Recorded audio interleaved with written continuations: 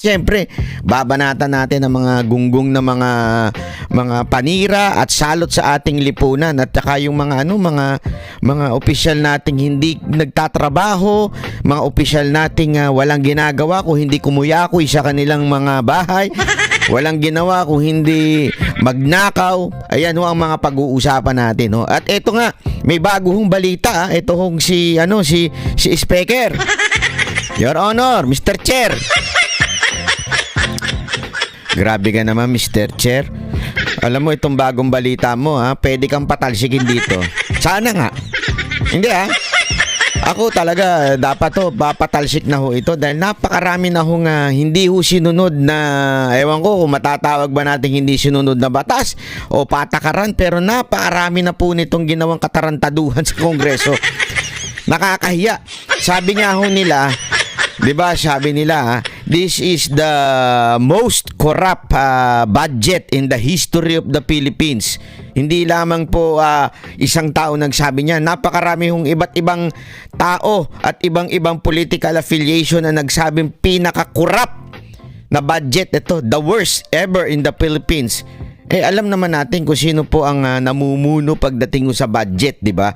Walang iba kung hindi ang power of the purse. Ika nga, sino ho ba ang pinuno nun? Walang iba kung hindi ho to si Speaker, si Mr. Chair. O, di ba? Alam naman po natin yan Pero kahit ganun nang nangyayari, ang kapal ng muka. Kasing kapal siguro ng taba niya. Hindi sa tingin ko ang kapal kasi ng mukha. Bakit kanyo? Hindi pa ako nagsasalita yan. Talagang wala akong pakialam sa inyo. Parang ganun ang datingan niya Hindi, alam mo mga kababayan, hindi po ito pwedeng basta-basta ka nalang tatahimik. Hindi ka pa pwedeng hindi, dead ma ako, bala kayo you are a destabilizer. Hindi pa pwedeng gayon.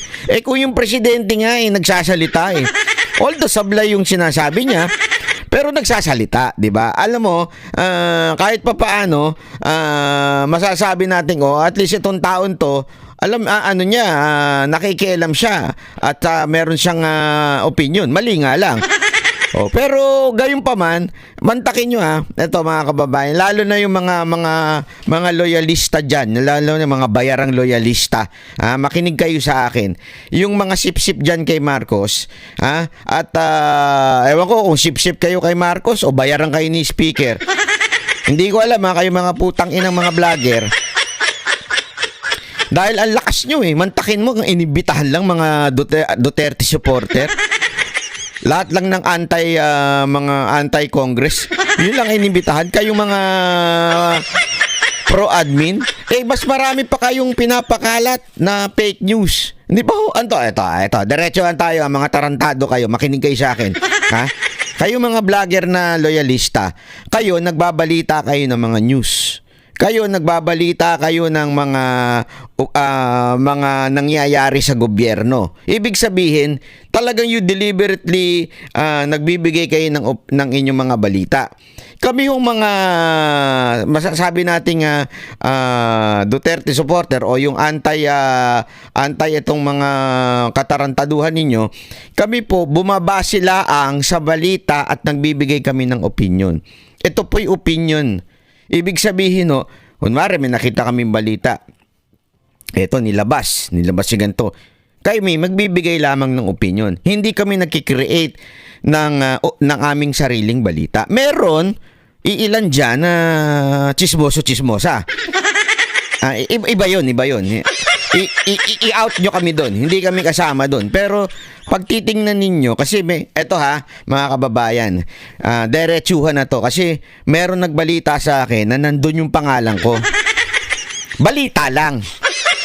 Meron lang nag-report sa akin. Alam mo naman, may chismosa rin akong mga moderator na nagbalita sa akin, banat ba? Nandyan yung pangalan mo Kumpleto pa, Lord Byron Cristobal. Binalita lang, pero wala po ako natatanggap na kahit na anong invitasyon or ini-informan lang ako. Walang ganun. Ano to? Bali-balita na lang tayo, wala nang imbitasyon. Hindi, gayon pa man. Ako talaga ho, meron po. Ako ay negosyante. Ako po ay, alam nyo naman, pabalik-balik ho tayo dito sa Japan. Kasi nga ho, meron ho tayong mga business partner na nine-negotiate ho dito. Meron nagpo-provide ho tayo ng kung ano-ano dito sa Japan. Ha? Kaya ho tayo nagpupunta ho dito. At naka-schedule na po ito. Last year pa po, naka-schedule na ho ito. February, tapos March. Ganun ho ang balik ko tuwing malamig. Pero pagka mainit, ayoko. Sabi ko dun sa aking kapartner na Satcho, sabi ko, Satcho, wakaranay. Satcho, nay, mainit, nay. Samuy, okay, samuy. Pero ano man tawag doon? Hot. Hot not. No. Sabi ko, yun talaga. Kaya tayo dito, ha. At gayon pa man, isang malaking katarantaduhan po sa tingin ko yung isang investigasyon na yan. Bakit kanyo? Tandaan ninyo, merong kaya nagkakaroon ng hearing it because of aid of legislation, di ba? Yan po ay in aid of legislation. Ibig sabihin, para gumawa ng batas, mag-amend sa batas. Yan po ang tsaka i-oversight po kung natapatupad ba yung batas. Pero alam nyo, ang dami na po nating batas tungkol po sa cybercrime, libel, cyber libel, spreading fake news. Hindi ko nga alam kung tatanga-tanga lang ba talaga itong mga congressman natin? Hindi ho alam na may ganyan na.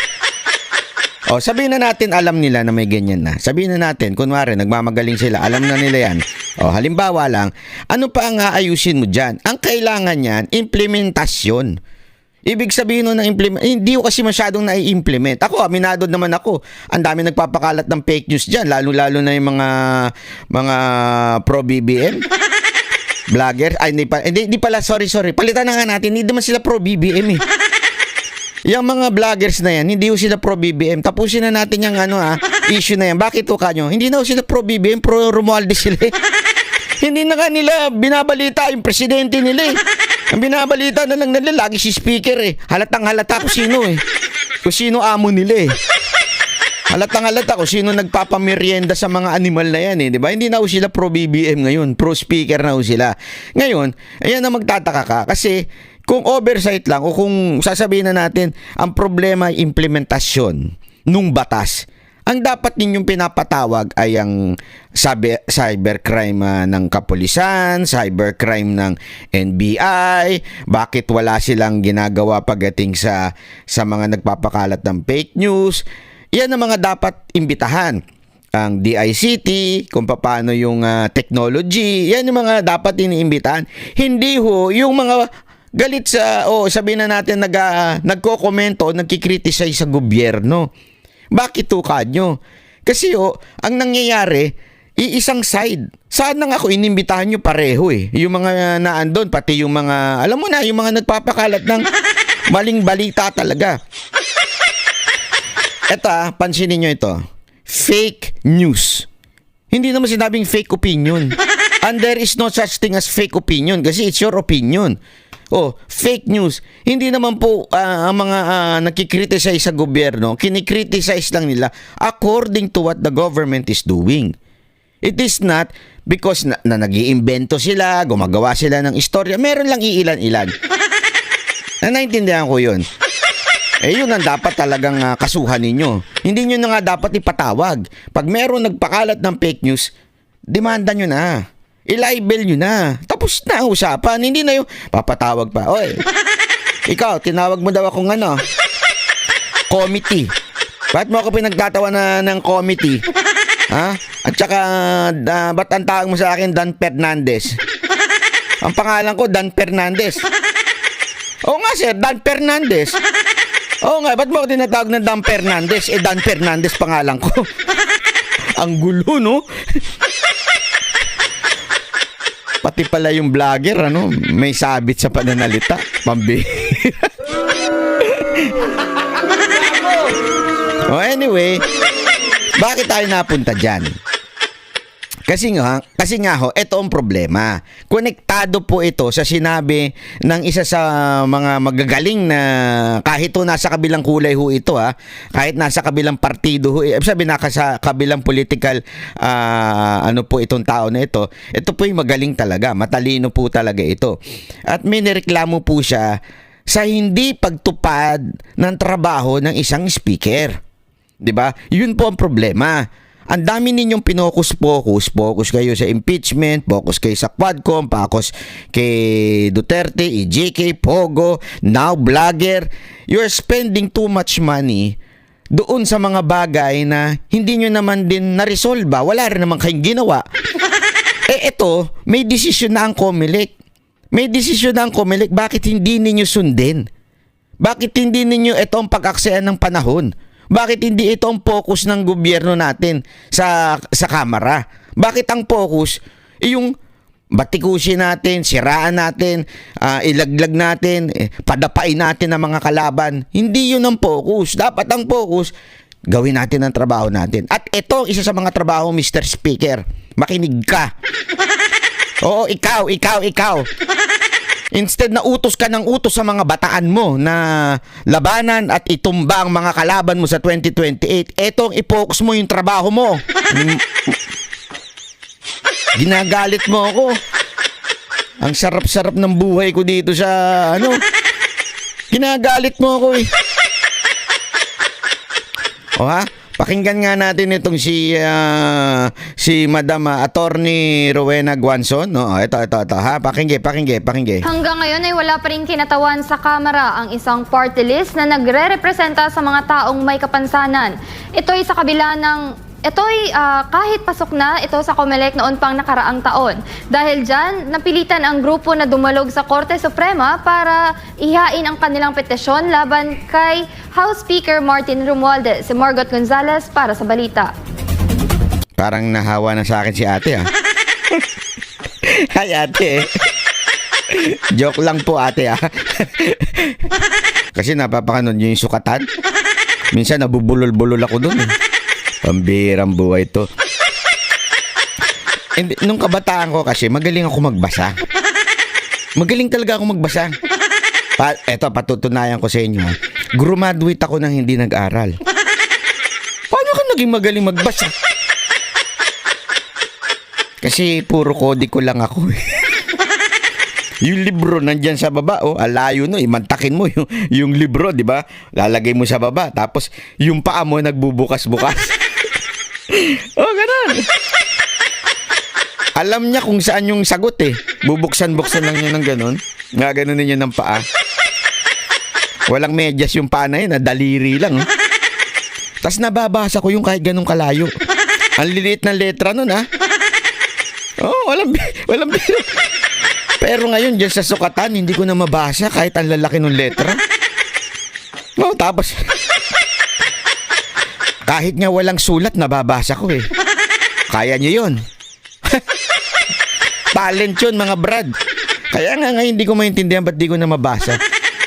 Kasi nagsusulat ako doon sa table na walang tinta.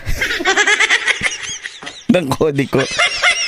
Huwag nyong gagayahin to mga animal kayo Sinusulat ko doon yung mga kodiko ko.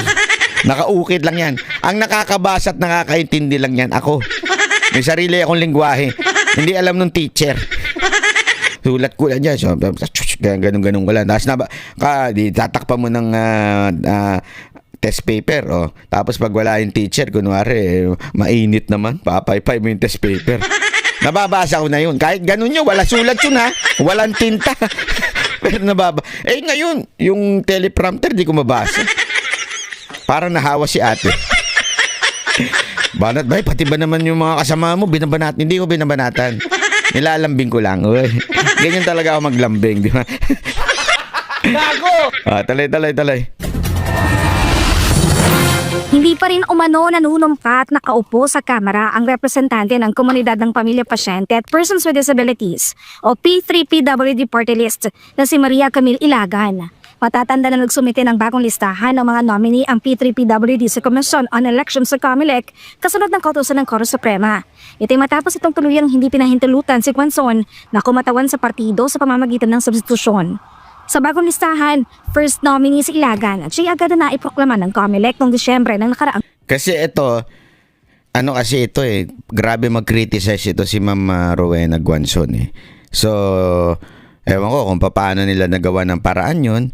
Tinanggal nila bilang first nominee nung party list dahil then eventually the decision ng Supreme Court na sige, alisin. No? So, matik yun. Aangat yung mga second nominee, third nominee. So, isusumite mo ngayon yun. Nasumite. So, tama naman na dumaan sa proseso. Di ba? Tandaan ninyo, dating COMELEC din ito si Madam Commissioner. So, alam niyo yung proseso. Nung nasumite, napagdesisyonan na ng COMELEC, okay, yan na.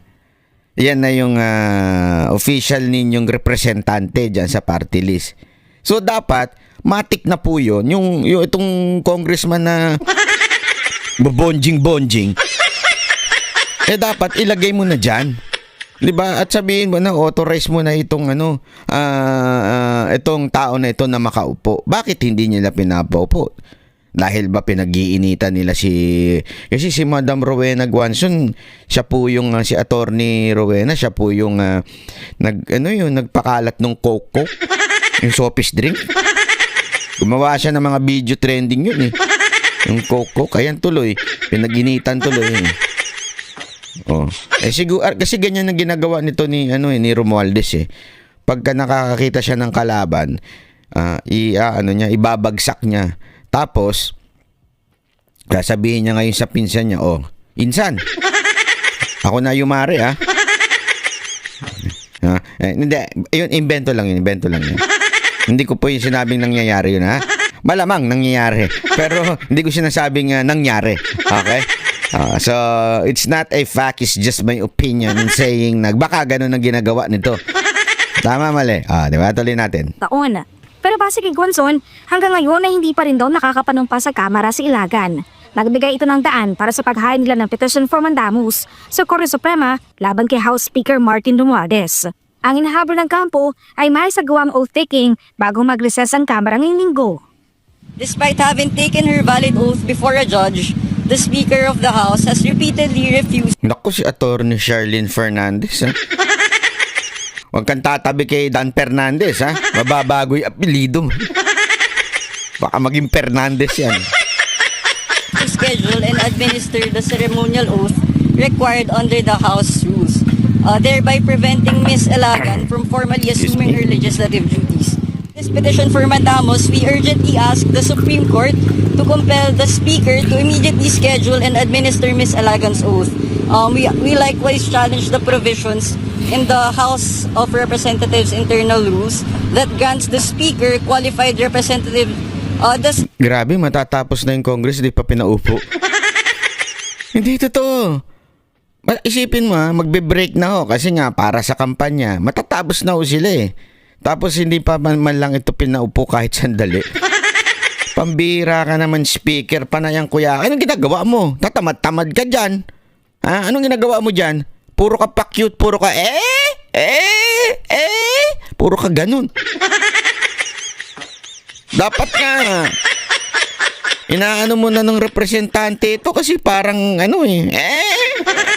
ganun-ganun ka lang dyan. That grants the Speaker unchecked power to block an otherwise qualified representative's induction. Ayon kay Guanzon, pabalik-balik na si Ilagan sa House of Representatives at naisumite na rin nila ang lahat ng dokumento, kabilang na ang Certification of Proclamation ng COMELEC. Pero bigo pa rin sila makakuha ng sagot. Tagal na po niyang balik-balik doon sa House of Reps since December 9 hanggang December 18 na magkaharap na silang nakaupo siya, harap niya na ang Speaker ay nag-adjourn na lamang pang Pasko na hindi po siya nabigyang pansin kami. Pinapanalangin po namin sa P3PWD na ang Speaker ay magiging modelo naman po ng demokrasya. Naku po, ma-attorney. Malabo yan. Demokrasya ba ka mo, madam? Mapakalabo niyan, Attorney Guanzon. Demokrasya ba yung takutin itong mga vloggers na lumalaban at nagkikriticize sa kanila? Hindi ho. Wala. Malayo.